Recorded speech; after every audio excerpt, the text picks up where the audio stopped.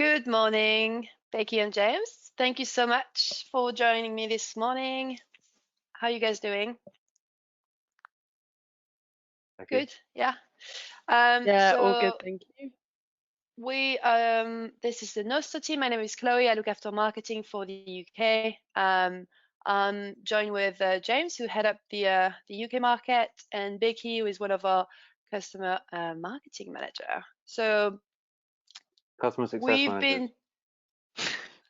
What did I say? Customer marketing manager. Just made up a job title, Chloe. It's fine. I'll take it. Customer success manager. Sorry, Becky. She also does marketing, which is right now, so kind of is. I mean, it's kind of accurate. Exactly. Don't we all True. do marketing at the end of the I could day? be a marketing manager today as well.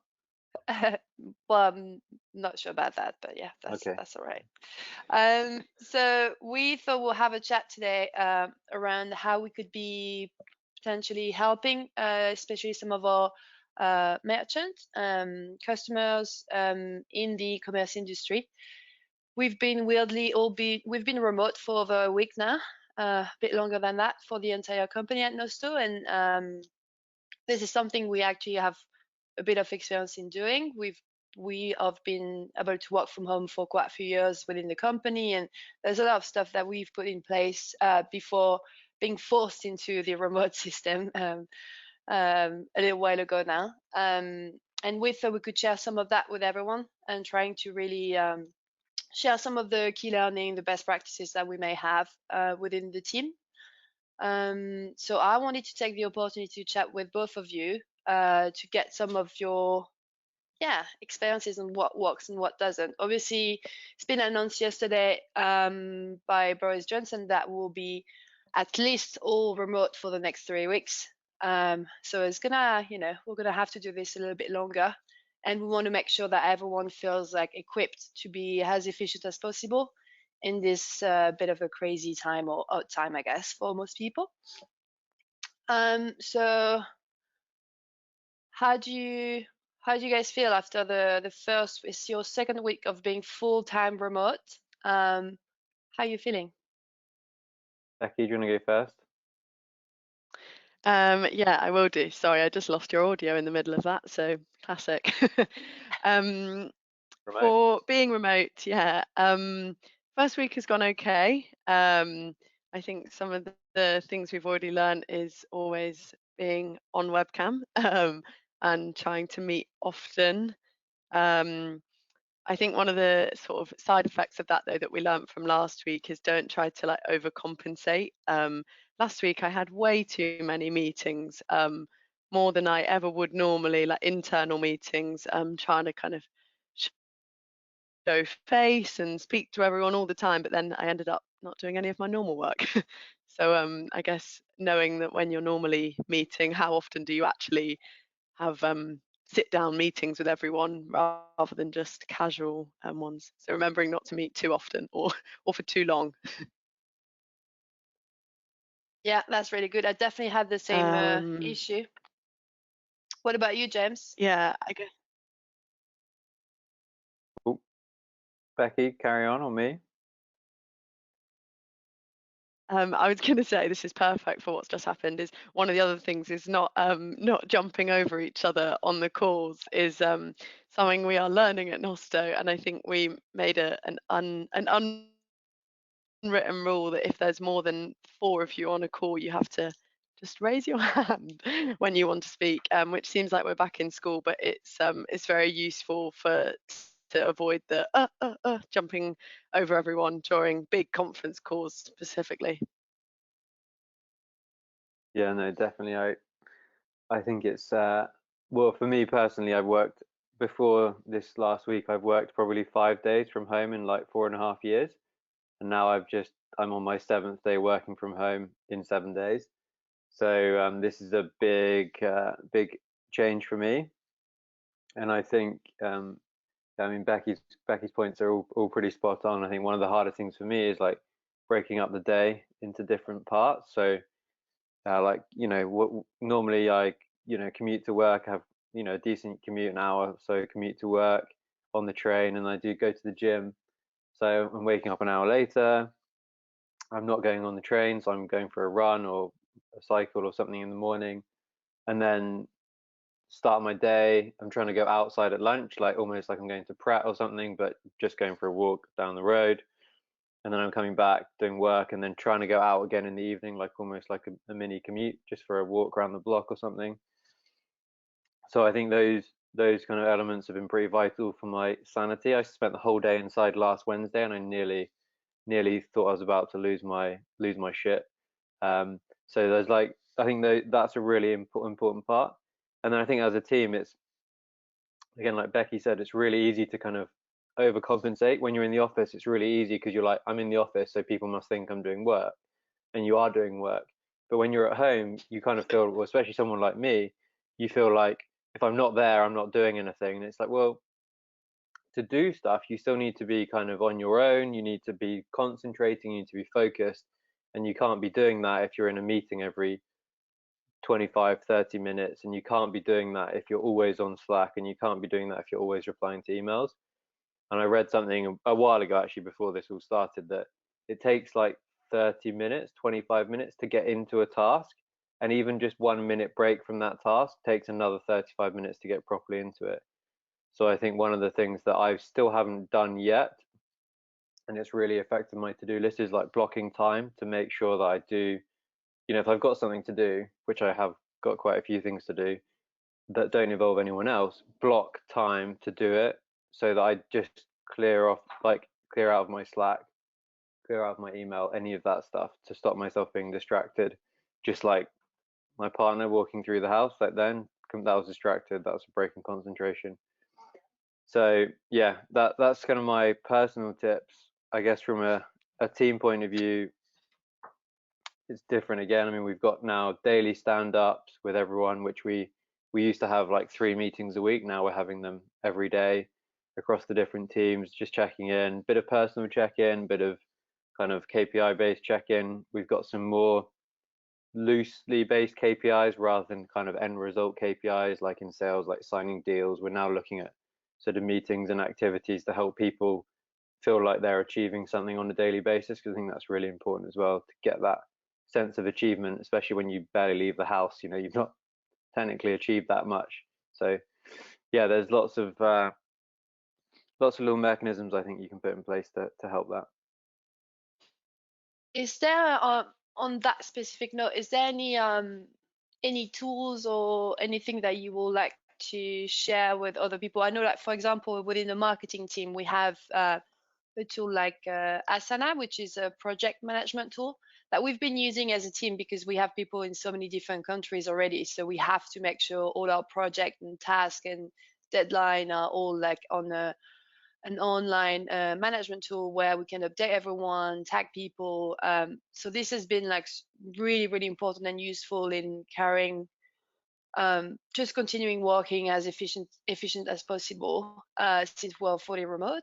Is there any specific tools that you feel Nosto is using and that could be, useful for other people?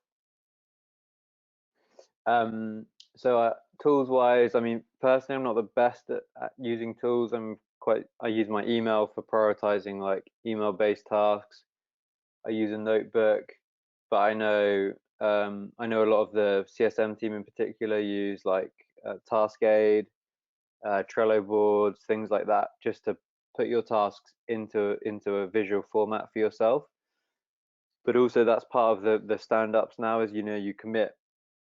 What we do every morning is commit to 4 or 5 things each that we are going to get done that day, and then we kind of green flag and red flag yesterday's task relative to today's task. So everyone's kind of aware of what people are working on. And if you're not available all day, it's probably because that task they were doing yesterday was like a account mapping exercise where they needed to really focus. So I'm a big believer you can get all the tools in the world, and sometimes you need them, like Asana and things like that. But the really simple thing is just like a to-do list of 3 to 6 things, not too many things, not too few things. Try and prioritize the most impactful task, and if you get 1 or 2 done amongst all the emails and Slacks and meetings you have, that's still a great day. but it's just making sure you prioritize the right things.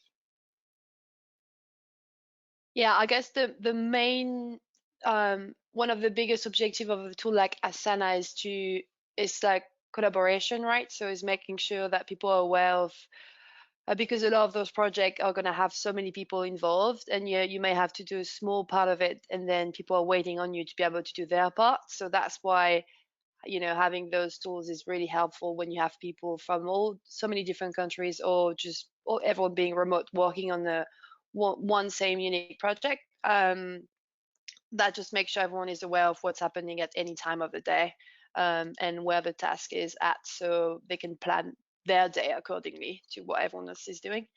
But yeah, okay. Becky, did you want to add anything on your side? I know you guys are using other tools as well. Okay, so we are back online. We've just had some internet issue, which is perfect for the topic of this conversation anyway. So, Becky, I think you wanted to share some of the tools that you guys are using as a team that may be useful for other people out there. Yeah, so in the CSM function, we use a few different tools like Taskade and a few different boards and things like that. But really, as James was saying, with the stand-ups and the to-dos for like your day, we're just really trying to be like output focused. So focus on the work you can actually get done, not quite the hours that you're sat chained to the desk. It's a little bit different to the office environment, so it's more important whether you're producing and finishing those things on your list rather than if you've got 15 things on your to-do list, which is pretty good for your mind as well, and making sure that you're actually completing what you set out to do that day. Okay, sounds good. And in terms of like, I know you've been in conversation, not only you, but like everyone in your team has been in conversation with quite a lot of our customers the past few weeks. Is there anything you could share specifically with online retailers listening to this, that any like tips or best practice of stuff they should be looking at implementing to kind of fight back a bit of the COVID-19 climate, I guess, happening right now within the industry? Yeah, I mean, there's definitely kind of two different avenues that people are going down at the moment. For a lot of people, it's talking about messaging and the pop-ups, and maybe if you're internationally shipping, geolocating different messages to let people know about shipping or distribution issues that you might be having. Because if you're being honest with your customers, that is the best way to keep your relationship with them. So making sure they're knowing what's happening with your supply chain. And the other side of things, for just a really quick win as well, is those people that are landing on site, we want to really make sure we're getting conversion with them. So looking to maybe add call to action buttons on your recommendations, things that make it very quick to purchase. And then also ensuring you've got cart page recommendations on. So again, those customers that are falling, making sure we're increasing the AOV of those ones that are actually converting at the moment. Probably the top and quick, easy tips to look at the moment. Okay, that's great. Thank you so much, Becky. Um, I think that's probably it for this like quick tips and best practice and how to the most efficiently work from home. James, is there anything you wanted to add on your side before we end this conversation? No, I think for me the three main things are just looking after yourself, right? And first is the most important thing, getting yourself in a good routine so that you're motivated and engaged, because it's really difficult. It's definitely a difficult time for everyone, even if you're used to working from home 5 days a week. It's still going to be hard for you because you can't go out at all and do those other things that you might normally do in your day. So look after yourself first, and then that's going to enable you to, if you're in the position where you're still in work. I know lots of people very sadly have are struggling with their jobs and things like that, so that's obviously a really difficult time.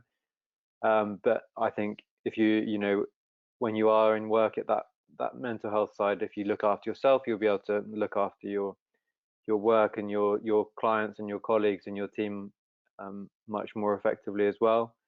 And then I think in turn that, you know, those are the things that keep the country and the economy moving are people at the end of the day, as much as we rely on machines and various other things. So yeah, looking after yourself, looking after your business and your colleagues and your family and your friends, all those things kind of work together to keep the world turning. So just don't give up on any of that stuff too early. Yeah, couldn't agree more. Definitely lots of learning. I've definitely seen that last week with trying to do way too many things and be in way too many places at the same time while just being from my flat in London.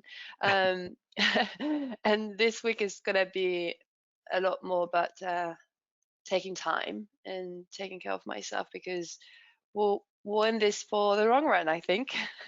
Definitely, So yeah. let's make sure we are like not, crashing too soon. Yeah, exactly right. Exactly right. Thank you so much both for this. Hopefully this is gonna be useful for the people within our ecosystem. And if anyone has any specific questions regarding anything that's been said or anything else really, you can just reach out to us on LinkedIn or via email, and we'll be more than happy to help you out. So stay strong, people, and stay safe. Bye.